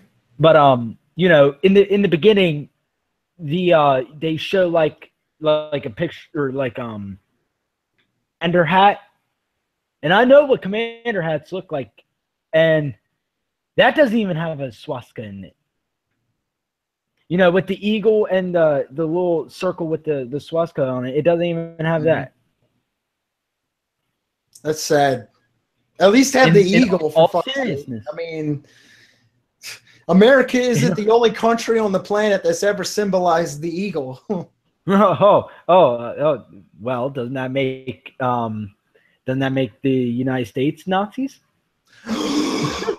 My God, I think you're on to something. Oh no. I better watch CNN so I can figure out what's going on. Oh, not the Clinton News Network. Oh no. But you know, yeah, so the commander hat doesn't even have a swastika on it. So that's why I'm saying, why call it Nazi Zombies when there's no swastikas? In that case, zombies, don't call it Nazi, don't give any term that's related to Nazis into that mode. Just call it zombies. Because if you're not going to have swastikas in there, it should not be called Nazi Zombies. Oh yeah, that trailer was full on Nazi level stuff. Yeah, like the hats, experiments, the accent, the talking about experiments. Like that whole trailer was outright implying they were going full Nazi. And to have them turn around and not even have the Nazi flag, what the fuck are y'all doing? Yeah, and them over here talking about the Fourth Reich because, you know, the leader has fallen. I'm like, actually seems interesting. So where's the swastika? And you're going full blown Nazi. I need it. I just. Some people really love that historical accuracy thing, and some people, it's kind of like when it comes to people's just general taste in video games and music and movies and stuff. Some people just prefer different things to be going on in their favorite genre or in their favorite series or on even their favorite albums and stuff. Maybe just this one little thing just bugs them, right? And from a certain perspective, maybe that flag thing just didn't bug enough people over at Activision, right? Maybe they were like, let's change this. And then a lot of people were like, yeah, I'm okay with that. I don't care. We're still killing we're still killing fascists or something, right? That's like, okay, yeah, I see where you're coming from. You don't really care about it in the first place. But some people out there that do pay attention to history and do pay attention to those finer details really do care about this kind of stuff. And they were the kind of people that are usually stuck to your franchise in the first place. And now you're just kind of leaving them in the dirt. Let's be honest here. Yeah, and hey, I did send a picture to you during Skype. Is that the one that you were talking about? Oh, you sent me a picture? Yeah. Oh. It was something I found on the wiki of the. Are you talking about the whole Turning Point thing? Is that I'm guessing here. I haven't seen it yet because this entire chat I've been playing Last Remnant, but I've been playing a video game while we're talking about video game. It's an RPG. It has lots of grinding in it. What a better time to do some grinding whenever you're podcasting, right? Hold on a second. I'm not being rude here. No, that isn't the one, I don't think, but you're close. That isn't the one, but it's very close. I'm pretty sure. But yeah, like I do understand. It's like, you know, why did they not do this? I mean, it's like, you know, you guys are saying maybe that is. Maybe it is because that's the only one I'm finding. I'm sorry to interrupt, but maybe that was. It's been years. It's been years since I've seen it, but still. Yeah, no, that's the only one that I see on the wiki. Like, you know, they have all these posters and stuff, and that's the only one that I see of it. Okay, yeah. I searched Turning Point White House, and that's the only picture that popped up. So yeah, that must have been it. It's been years, but that came free with the game. That was a poster. Now, see that, like, hell, I might even go down to my local game store and buy it. It's going to be less than $5. Yeah. Oh, yeah. I've seen or it has like a 41% on Metacritic. So I'm like, yeah, that might be a cheap game. That's because they use the actual Nazi flag. That's why. How dare they? We better take off like 60 points. But like, you know, that thing is like, you know, I do love, you know, I do love World War II. I love learning about it, and you know, just everybody has their little niche. Like, you know, there's some stuff that people don't really care about, and then there's like that stuff that bothers you, and this is something that bothers me. God, dude, like, my blood is just boiling. Well, I mean, it's like they're making a World War II game when they don't want, like, they're making a World War II game when they shouldn't be making a World War II game. That's your point.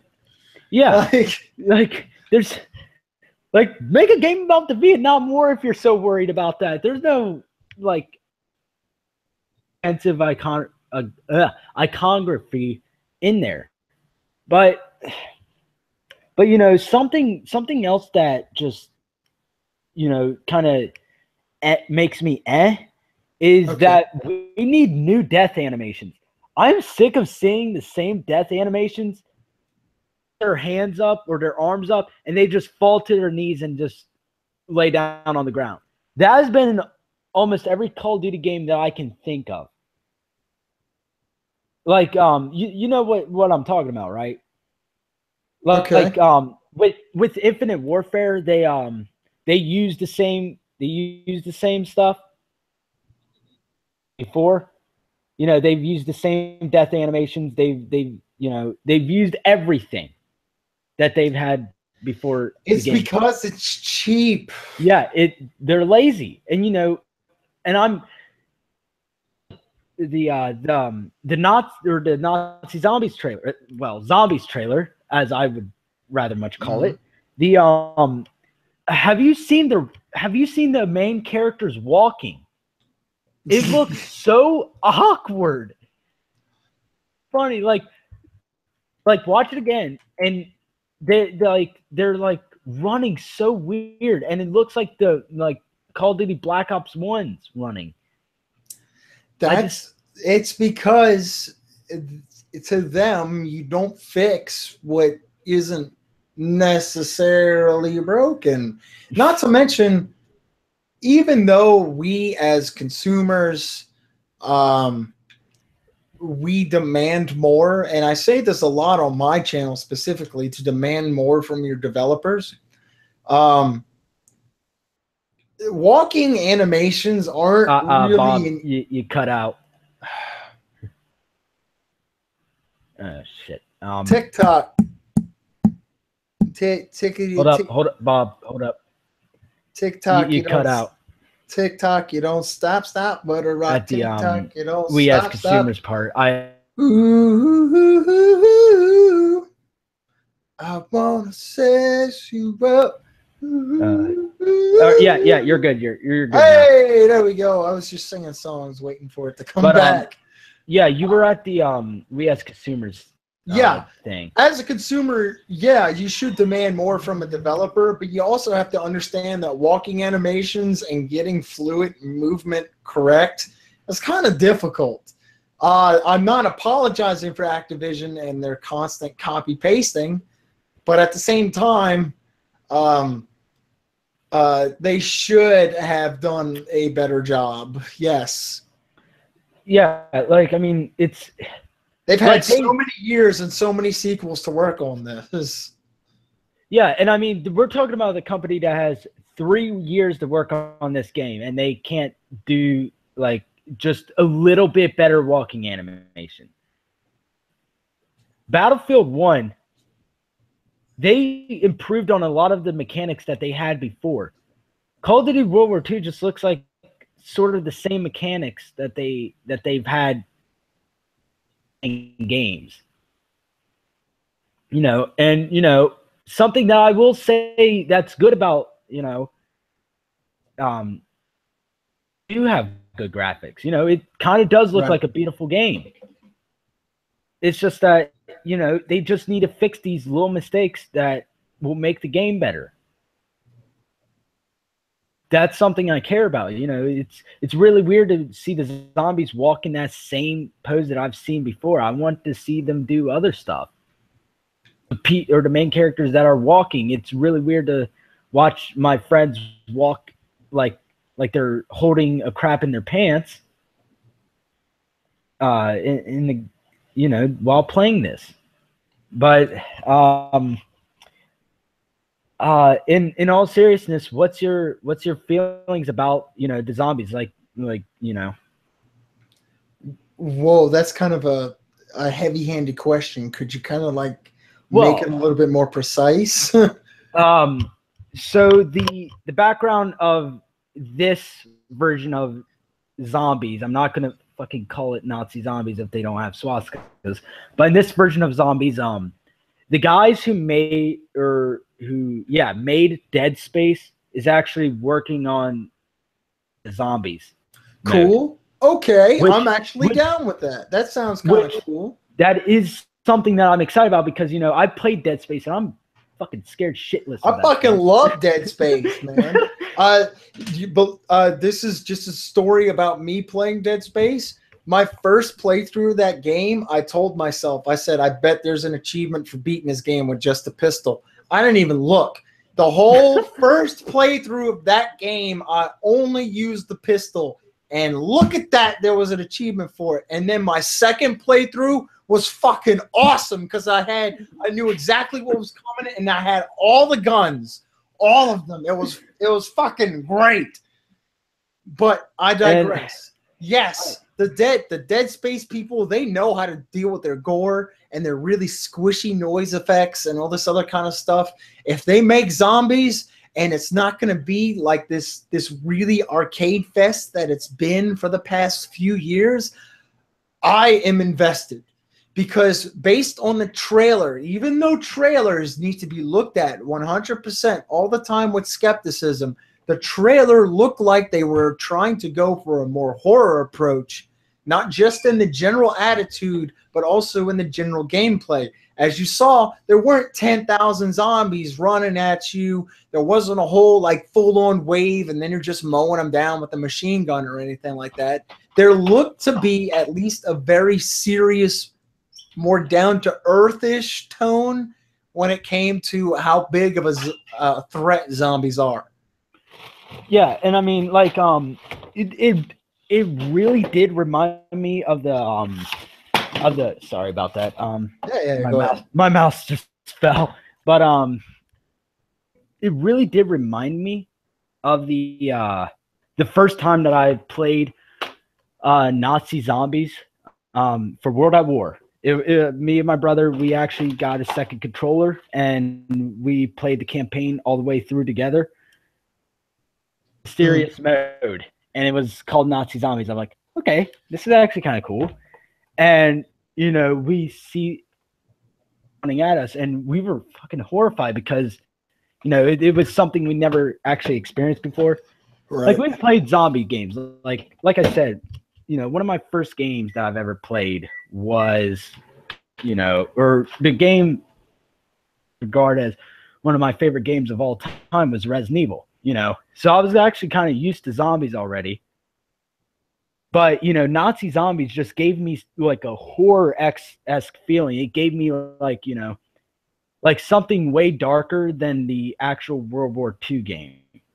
Learning the story behind World War II, like they were doing experiments on these soldiers so they'll bring them back to the dead. And yeah, I do. From the trailer, it looks like they're going more horror-esque, like what they did in the first World at War game, where I really do hope there's no.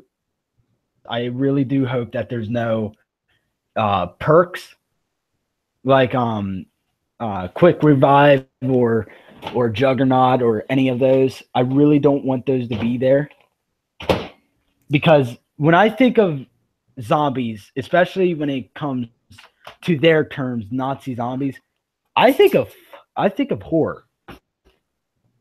Okay. Horror. And I mean, just like if I wanted to play kind of like an arcadey like Nazi zombie game, I would have played Sniper Elite, which, I mean, that game is fun, not as horrifying as being in first person shooting zombies, surviving waves of them. I don't know. I just want them to make this more horror-esque, and just by watching a trailer, they're making it, or they're doing it. Another thing that I do like about it, though, thinking about it, is that they don't have these, like, they totally redesigned the zombies. Like, if you see it look the same in every game until now. We have zombies with their intestines out. We got zombies with their jaws unhinged and everything. And we have zombies, that don't have glowing eyes anymore. That's something that always annoyed me. Zombies or any Call of Duty zombies is that they had the glowing eyes. Okay. It's because it's like I know it's fantasy. Like in that point, I knew it was fantasy when I saw the glowing eye. But this looks realistic as hell. When they had that first leaked photo or that first photo of the cold or the zombie. Here, I'll send it to you. That was horrifying to me.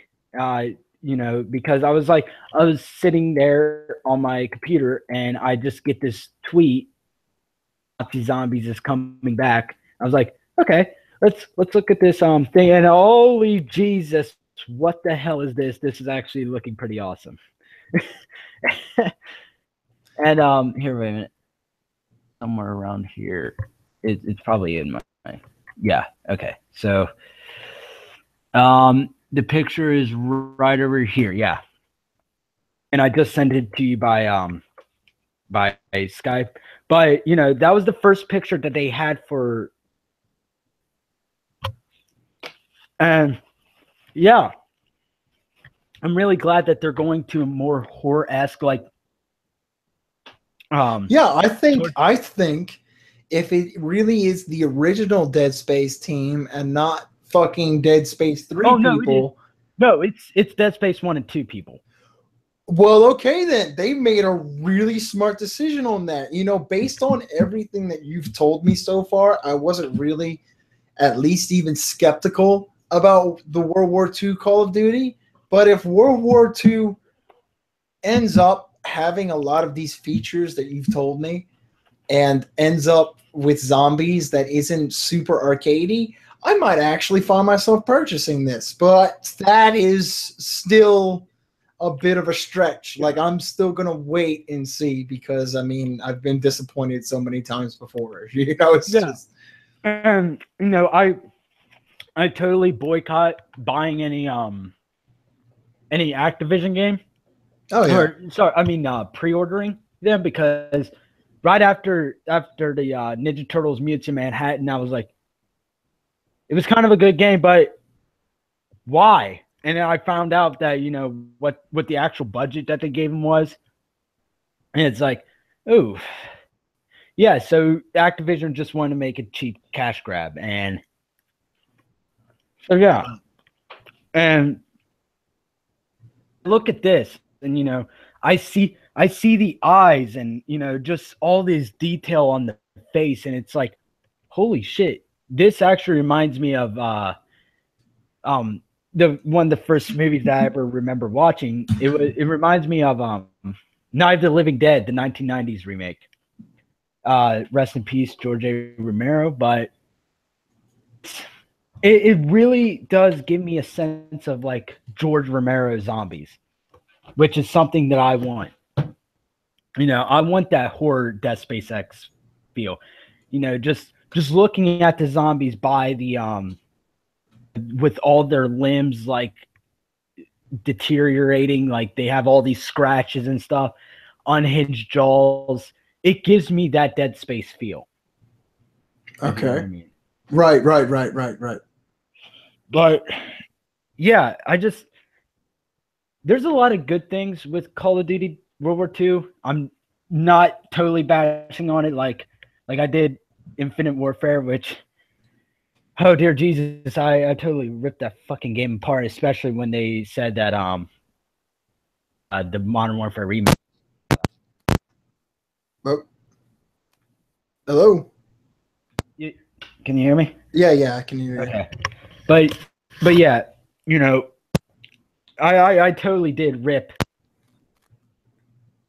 with the especially with the Modern Warfare remaster, but it's like this actually seems like a game that its flaws, but at least I can enjoy it to some extent. With the campaign having the swastikas and the zombies, it does. Your mic keeps doing this popping thing right now. Yeah. Okay. Yeah. See, that's something. Son bitch. Do you hear me now? Yeah. I hear you fine, but every now and again, I started doing like this crazy, like really quick popping. Yeah. That's something about Google Hangouts that I don't like. It does that. But it's there's a lot of things about Call of Duty World War II that I don't like. Like the women screaming like they're having an orgasm in the middle of the battlefield, or just because in the Nazi zombies especially. Mm-hmm. But there's a lot of good stuff in here, like the campaign having the swastika and is going to be historically accurate, and then the zombies have that Dead Space feel. I am excited about this game, but I am highly skeptical when it comes to Call of Duty, especially, and I know what they've done over the years, and now it's come to the point where it's like I don't even know that I should buy the game new to just give Activision one more sale. But I don't know. What's your thought on like the zombies after like all the stuff that it like the zombies details and everything? What, with the newest World War II one?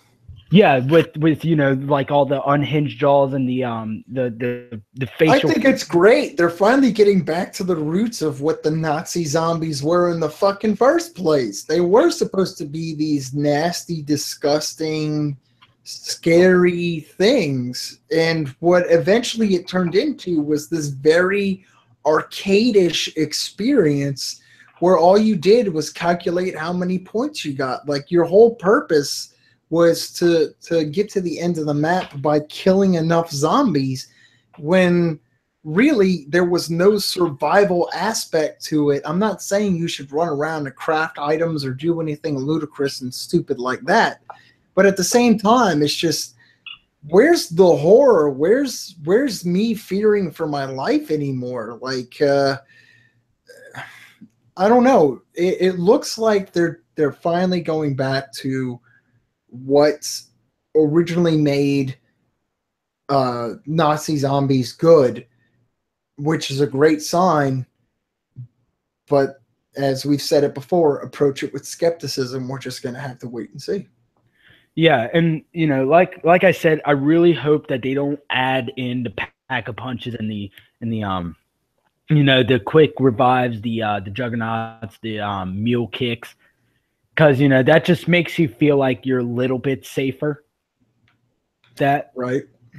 Even though I do use the perks, I hate using them, but it's like kind of need them. I just wish they made, or I would want them to make this game where it's like you're not dependent on those. You just need to think with your head and just strategy and not get. But yeah, after all that, let's see. Do you think that them pushing the PC agenda over to, like, sales numbers wise? I don't think it'll necessarily harm them if they stay true to at least making a somewhat newer and fresher experience. I don't think adding in black female Nazis is enough to scare away enough people of sales, as long as they decide to make something that's not just another fast-paced multiplayer shooter. As long as, like we've discussed with word of mouth, that people understand that this is a different Call of Duty than what we've experienced before, then it's very possible their sales might actually do better than previous. Yeah. But if they relied too much on the whole SJW politically correct culture, they are going to suffer for it. Absolutely. If they rely too much on that for sales, they should focus more on features and actually developing gameplay than they should catering to audiences that are really not going to play in the first place. Yeah, and I know, like, most of my real life friends know that I Call of Duty ever since Ghosts, because that's when I started playing Battlefield. Mm-hmm. Was when it was the Ghost versus Battlefield 4. You're damn right. I fucking bought Battlefield 4 that year, but and that game I've played up to now. Up until Battlefield 1 came out. That was shit, 5 years probably. But I just, it will hurt if they keep on going with this thing that they're doing here. But if they stay true to everything, like the campaign being historically accurate and the zombies at least being horror-esque, because to me, I stopped playing zombies when Black Ops 3 came out. I did not want to touch that zombies, because all it was basically you have to do these Easter eggs to find out, like, to get the real, or to actually have the game. I think what's really going to hurt them is if they stay with the PC culture thing that they're doing now, and even if it shows no benefit, they keep doing it. That's what's really going to hurt them. Is if they keep putting effort into something that shows no positives other than just a few articles out there saying, look, they added this in. Like, that's not enough. Yeah, that's exactly not enough to make people talk about it. Like I said, a lot of people know that I don't like Call of Duty now, over the years of me just despising it because they keep on fucking up. But if they do this right, a lot of people are going to, or a lot of my friends, my real life friends, are going to be surprised when I say, "Hey, guys, this is not that bad. You should probably pick this up." Right. It's gonna. I know. It'll be strange even for me. Like, if for some reason I actually am impressed with World War II, if I were to actually contact my friends of all people who were well in their 20s and married and moved on with their lives, I mean, sure, they still play video games and stuff, but me of all people, to them, they look at me as like the last guy who would probably pay attention because I tend to be pretty picky, right? So if I come out of nowhere and say that, hey guys, I'm kind of excited for the new Call of Duty, they're going to think entirely I'm joking with them. That's just the way that it is. I'm not as big as a Call of Duty guy as you are, but if Call of Duty World War II ends up actually being good in some kind of way, I mean, I just got to eat my own words. Hello? I don't hear you. I don't hear if you're talking right now. Here, hold up. Oh, there you go. Okay, but yeah, I will admit when I am wrong. At least this one time, I will admit that I'm wrong to Ulterior Games. Discussion. They did fix the facial features to Capcom versus Marvel Infinite. Chun-Li actually looks a whole lot better now. But, when I'm wrong. Right. And, with Call of Duty being the way it is right now, it's like I really don't just yet. I don't want to put a pre-order in at all. But if I see gameplay of it, and if I see some of my brothers play it, because I know they're going to pick it up, and if I play it at a friend's house, highly consider buying it based on what I see. But I'm just really scared because this is kind of their last chance. Like, if they fuck this up, there's no going back. They will all their old fans and probably their new fans.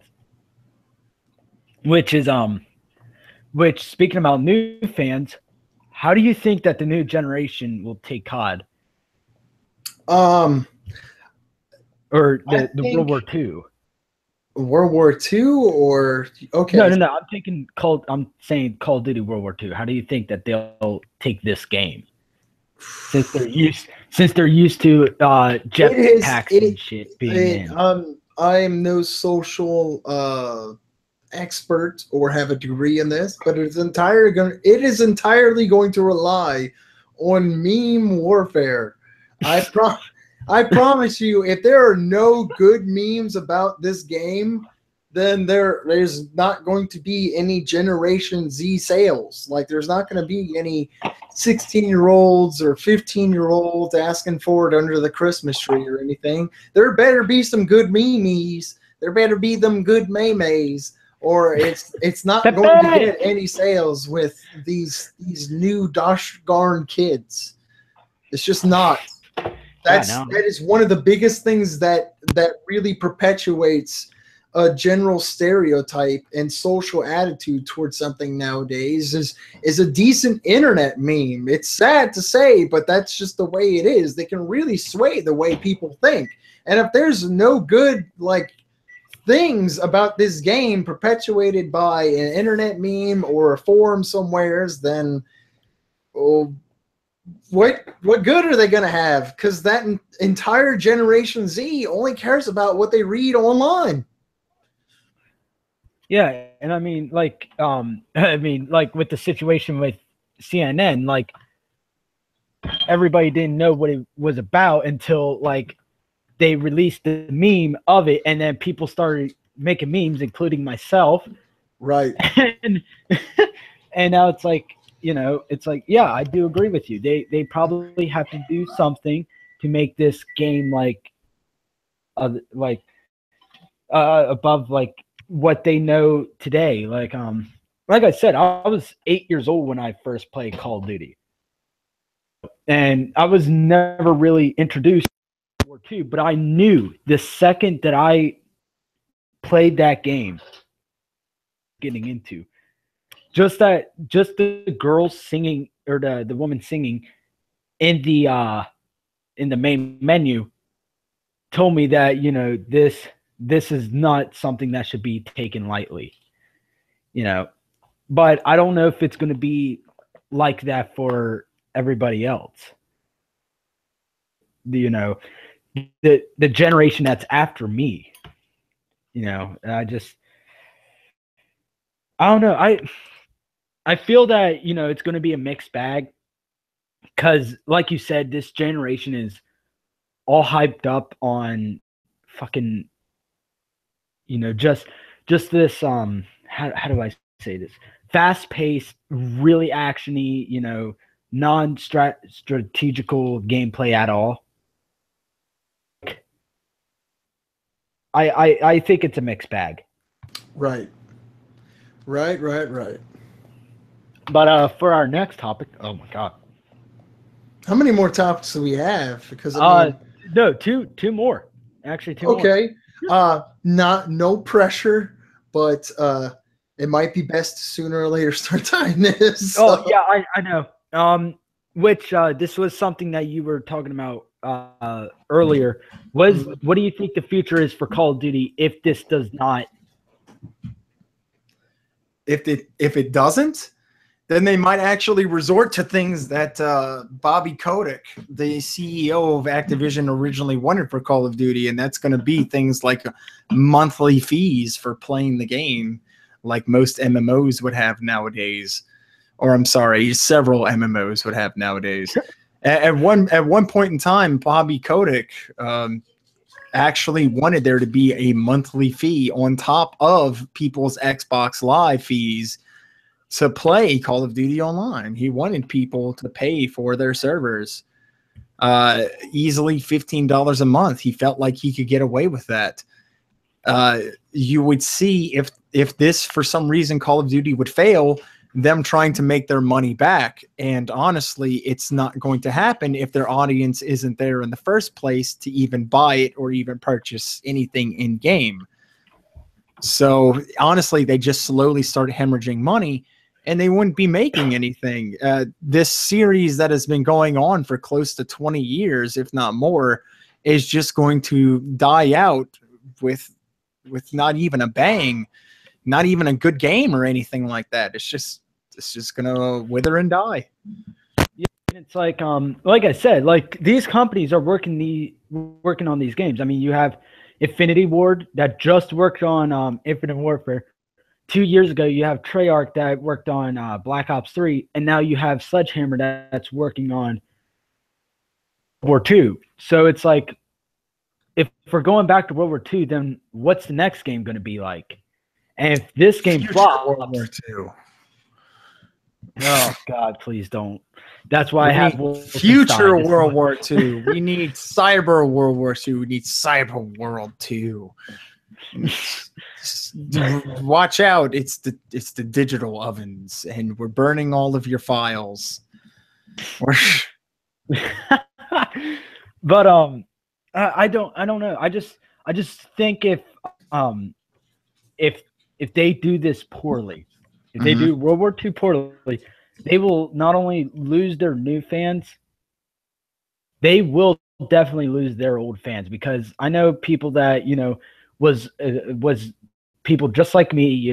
They loved COD and growing up playing COD, and then once I would say Ghost hit on Hill, and then after that, they just stop. They just despise COD, won't buy another one. And now those same people are coming back, saying, it's boots on ground. There's all this stuff like divisions and there's this new game mode called War Mode, and so yeah, it's like I think they will lose that audience altogether if they do a shitty job of this. And for the future of COD, if this does fail, they won't have anybody left. After all of it, they won't have anybody. It's because of their pandering and their greediness that will end up into their demise if this does not work out. Because, I mean, we already know that they're going to have fucking season passes up the ass. We already know that. Oh yeah, absolutely. Absolutely. Season passes. Can't wait to get your DLC for your tank skin or whatever the hell they're going to come out with. And gotta get, I swear to fucking God, if there's a golden Thompson machine gun, I'm going to lose it. I bet you there will be. Of course there's going to be, because there's always going to be people that are going to want to buy something like that. Now, before I get angry, what's the next topic? Because I don't want to talk about golden World War II guns.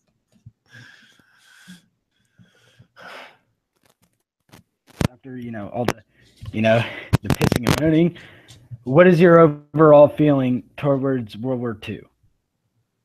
You mean... I have to make sure you're talking about the game or the actual war. No, I'm talking about the game.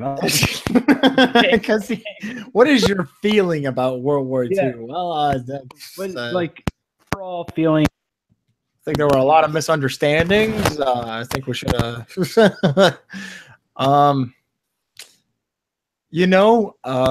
thanks to this talk, I think there might be a little bit more of a positive outlook on it. But as far as remaining skeptical as a consumer, I'd still wait. There's no way that I'm going to immediately pay for something, especially after the past 5, 6, 7 years, slowly being disappointed with this game series, and then thinking, oh well, everything's going to be changed now because this new game release. All right, fine, yeah, sure. That's great that you have a new game, but where have you improved it? Where have you changed things? Where have you showed to me that this is going to be a better title? So for right now, I'm going to sit back and wait. And I never thought I'd say this, but I might actually pay attention to a Call of Duty game. And I haven't in quite some time, to be honest. So give it some time.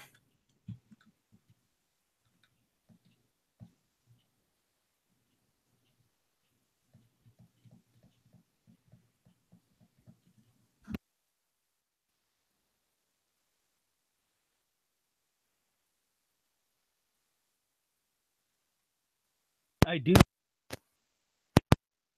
Justice. Your mic is still kind of screwing up. It's been popping in and out. I can't understand a thing you're saying. I'm sorry, man. Yeah, don't worry about it. All right, now you're good. Okay, but I do only when I know what I'm getting into. Like Injustice 2, I did pre-order that because I knew that NetherRealm has made 3 good games in a row: Mortal Kombat 9, Injustice 1, and Mortal Kombat X. And I was like, okay, I will pre-order this game after everything I've seen, after all the roster I've seen, after the new mechanic of the gear system that they had. I pre-ordered that game. It's like I'm amazed by this game. This game looks beautiful. It's going to have horror zombies again. It's going to, it's going to have all this stuff, but it's still like, but I still have that head that says, Brian, this is Activision that you're talking about. You really don't know what they're going to do when, with all this. So it's like, oh, I'm not pre-ordering it. You don't have my pre-order yet. I don't know. It's just like, I want this to be a good game.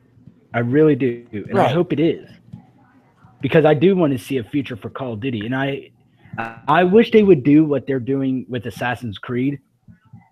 Back off for a couple of years.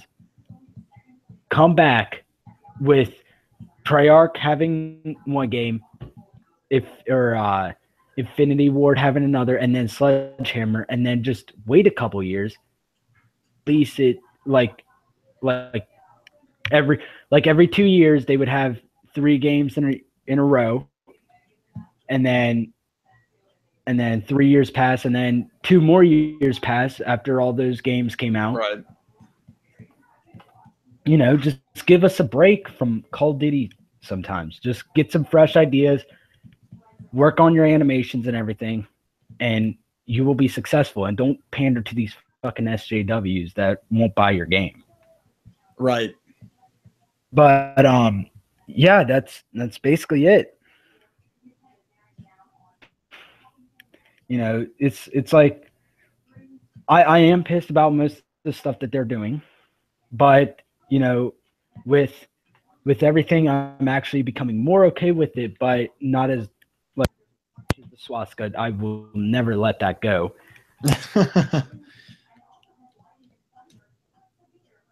Of course.